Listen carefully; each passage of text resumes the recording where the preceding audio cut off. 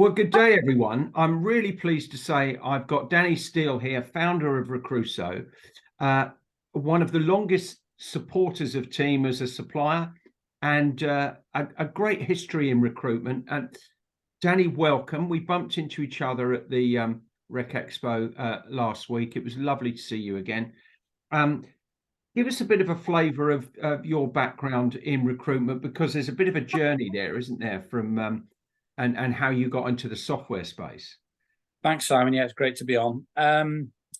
Yeah, so obviously my background was recruitment, as you know. Had a business called Top Gear Recruitment in Manchester that I started at 19 years old.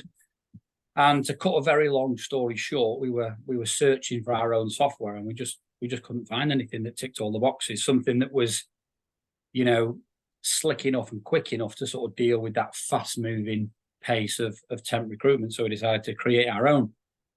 Bit of a slog to start with. We started as Rocket Software, and obviously we've now ended up as Recruso. I'm sure we'll talk a little bit more about that as we go. But yeah, effectively, recruiter turned tech provider, which was born out of a need for my own business. Cool. And you've supported quite a lot of team members. Just remind us when you joined, because it was fairly early days, and you don't look as old as me or Simon Garbett, who the founder of Team. But when did you join it? He's a long time ago, wasn't it? Yeah, I think I'm probably older than I look, but 26 years in recruitment now. So I'm 17, I'm 43 now. So yeah, not getting any younger. When did we join Team? I think so. We originally joined as an agency, as Top Gear, and then as some other people have done, obviously turn suppliers. I think it was around 2004. Well, yes, they were 2005. So we're sort of getting on for 20 years now. Brilliant. Well, yeah. When it's 20 years, I should make sure you get a birthday present for that. Thank you. You buy me a pint. Yeah, good stuff. So, talk to me about the journey with your software business, because you specialised in one particular area, and not one particular area, but an area of real focus for fast-moving blue collar, I think, isn't it? Yeah, fast-moving temps. So sort of minimum wage and above. So industrial, driving, healthcare, hospitality, education, construction, engineering, pretty much all temp. Up until this year, we've got a new perm product that launches later this year that I can't say too much about at the moment. But actually, that was one of the reasons for the rebrand, because our product before was Temp ID. Yeah. Which obviously very, very, heavily lent itself to temp, and we felt that as part of the rebrand, it encompassed, the products and the services that we were going to offer going forward. Good. I love the branding, actually. How long did it take to go, right, we'll find the name, we'll think of the color schemes, Well, it was a lot of people have asked me about this, obviously, because it's sort of getting on for 6 months since we did the rebranding, sort of end of September. And I felt that there was multiple reasons that we looked at the rebrand. We wanted something unique and something that we could trademark. So obviously Rocket Software before Rocket is a fairly generic name, and we couldn't trademark the name Rocket or Temp ID. Okay, so that was one of the reasons. So thinking about the future, an eventual sale, it was important to trademark it. But when we went to see a branding company in Bolton, they were fairly blunt, and they sort of looked at our branding and thought, yeah, I think it's, I think they were trying to be polite, it needed a bit of an update. I won't tell you exactly what they said. And a lot of people have asked me about, sort of how you sort of came to terms with changing name, because for me, the only thing that would have been more difficult is someone telling me that my kids' names were going to change, because you've grown up with this name. Yeah. and it's part of you. Yeah. And in the end, we obviously, paid a sum of money, and they've come up with something really, really simple, which effectively is two words put together: recruitment and software, and they landed on Recruso. They're obviously experts in their field, and they sort of advised on the color palette and the sort of things that sort of work well in the tech space. And we just feel that the whole thing has brought us up to date a little bit, and we're absolutely delighted with it. And tell us where Recruso is now, because I know you're building your team. A few of them have come to some of our sessions recently. So tell us where you are with the business and how you see 2023 and beyond. Yeah, we've had a really good sort of 2 or 3 years sort of post COVID.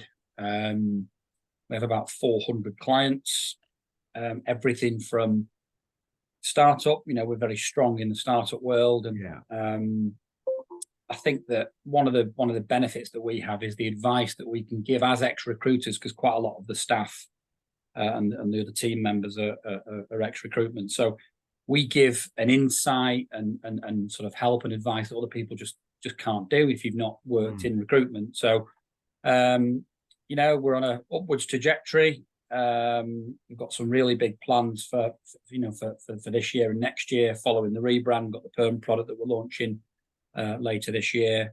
Continue to develop in our worker app and our client portal. And some really interesting stuff around chat. Actually, we've got a seminar later, or webinar, should I say, later this morning, regarding the Recruso chatbot, which is really interesting, and people are getting dead excited about. Yeah, good. And how do you see the market at the moment? Because you're in as a supplier to so many 400 clients, you get a window on what's happening, whereas a solo recruitment owner, not necessarily solo, but a business owner might not. He or she sees what's happening in their span. But how do you see 2023 and beyond? Yeah, I think it's been a tough start to the year for a lot of people. I talk to clients, small, medium, and large, and they've all found it tough throughout January and February. I remember putting a post on LinkedIn that got quite a bit of engagement, and people, could sort of resonate. And it was Groundhog Day, and it was around sort of waiting for the 1st of March to arrive. Spring is here, and the lighter days are ahead. And I think January and February in the sort of driving, industrial, fast-moving world can be really slow and quite demotivational, because old school, you're hitting the phones, trying to win clients. Nobody wants to speak to you. It's quite a dark place to be, I think, in our sector.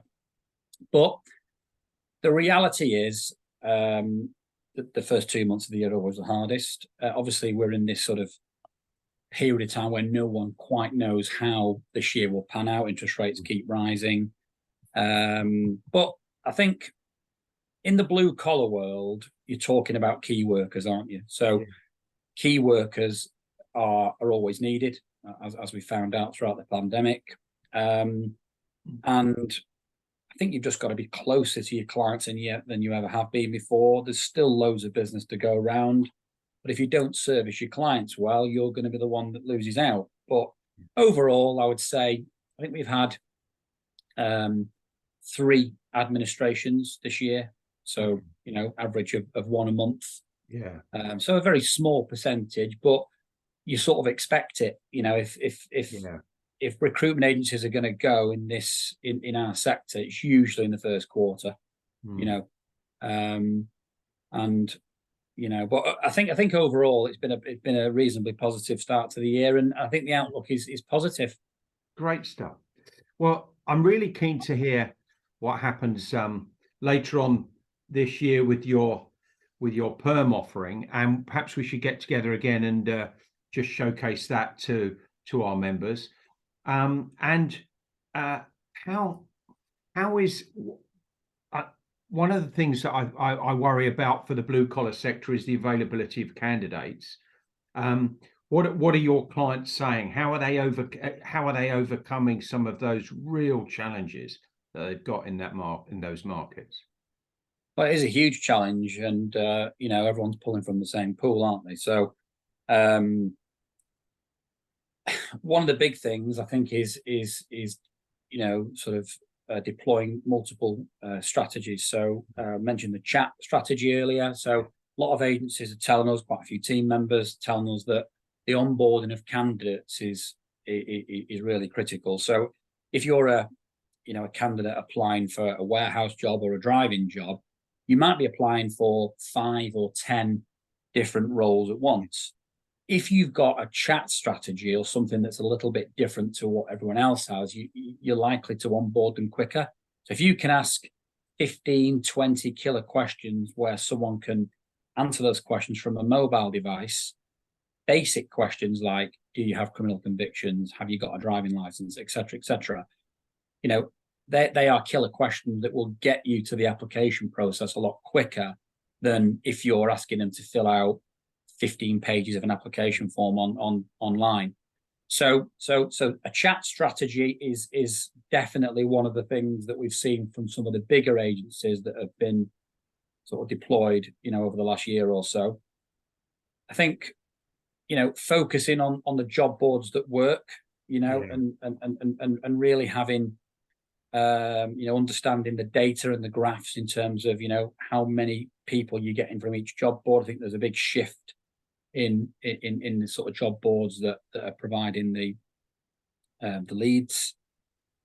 And I think also there seems to be, again, you know, maybe it has been happening a lot more in the sort of perm sector, but certainly what we've seen in the temp sector is people are splitting down roles more. So rather than trying to find perfect 360 consultants that can do everything, you've now got dedicated sales teams and dedicated resourcing teams, and resources have become specialists at understanding exactly where those candidates are. And it's the passive candidates that are harder to get, isn't it, than the active ones? Yeah. So I think if you've got a strategy to get the passive candidates, I think they're the agencies that are going to win. Yeah, a great pool to fish in, isn't it? Because they're going to be genuine. If you can tease them away, and I think the cost of living is encouraging a little bit of movement. You know, people have gone to their bosses, perhaps not got the pay rise. Their unions might be fighting for various rises, but sometimes you have to move to improve, and those opportunities are out there. People are paying more for good talent, so hopefully that can open up the market a little bit in the passive space. Well, thank you for today. It's really good to see Recruso keep going like a rocket, but with a brilliant new brand. And let's keep in touch and really get together again to find out more about that perm product later in the year. Danny, thanks for joining me today. Great to see Recruso booming. And it was wonderful to catch up with you at Rec Expo. Cheers for now. Thank you, Simon. Speak to you soon. Take care. Cheers now.